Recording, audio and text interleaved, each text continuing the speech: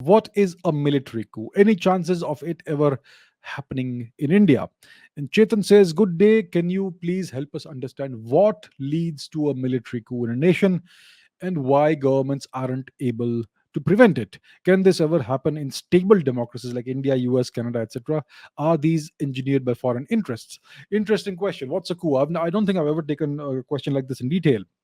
So a coup can happen in certain countries. There are certain conditions, preconditions that need to be met for a coup to happen. There are essentially three preconditions that need to be met for a coup to be successful in a country. First of all, the social and economic conditions of the target country must be such that the political participation is confined to a very small fraction of the population, which means that the majority of the people are not are disempowered. They are not politically active. At most, maybe they can vote once in a while, but the actual political participation, as in governance, etc., is confined to a very small fraction of the population. There is a very small elite that controls all the power. If you have such a situation, then a country is ripe for a coup. That's only one of the preconditions. Number two, your target country must be substantially independent, and the influence of foreign powers, foreign actors inside its internal political life must be relatively limited. So there is a second precondition of a coup being likely to succeed. And thirdly, your target country where you want to do a coup, it must have a political center, which means the power must be centralized. If there are multiple centers of power, these must be structured politically, not ethnically or linguistically, right? So these are three preconditions for a coup, for an internal coup, which means from for internal actors to carry out a coup successfully. So the social and political the economic conditions must be such that the people are marginalized, and there's a very small fraction of the population that has all the power, all the benefits. Does India meet this particular criterion? No. India is not that sort of a country where you have this huge disparity in power. People are not that marginalized. The economy is getting better. If the economy is good, if it is improving, then people are usually not discontented, and there is a reasonable amount of political partition among the people of India, right? So an internal coup will not succeed given this first precondition.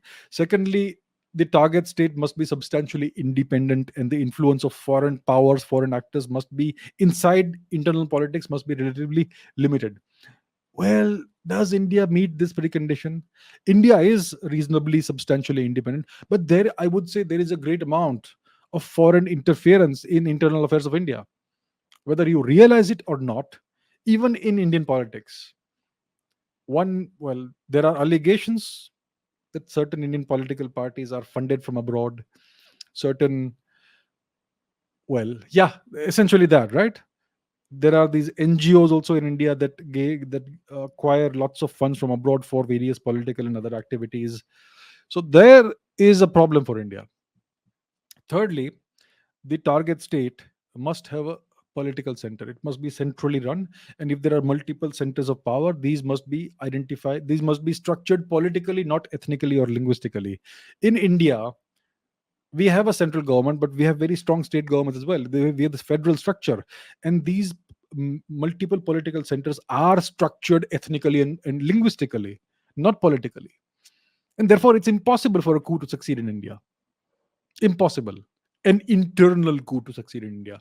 But now we come to precondition. Let's revisit precondition two, that the country must be substantially free of foreign interference, substantially independent, and there must be very little foreign interference in its internal affairs. In the case of India, that is not true. There is foreign political interference in India's internal affairs. I mean, you see certain things happening in coordination in India, coordinated events happening across India, in various parts of India at the same time. It could be the sign of foreign interference in Indian internal affairs. It's just speculation, but there are no coincidences in the world. So, uh, so overall, if you look at all three preconditions, then India is not a country where a coup can happen. because mainly of the third precondition, that there is no actual political center in India.